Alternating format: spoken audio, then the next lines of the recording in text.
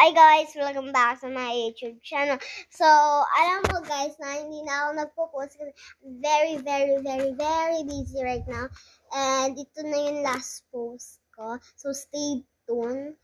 And may isa pang video na translation. Tapos, yeah. Tapos, last na yun ang video ko kasi magpapasukan na ako. At mag-grade 3 na ako. Tapos, sa mga 2027 o 2028 na ako pwede mag-cellphone. So, please like and subscribe. Pagdating ko po, sana po, meron na po kaming 500 subscribers. Please lang po. O pwede 11 subscribers. And pwede po ninyo sabihin anong gusto ko pong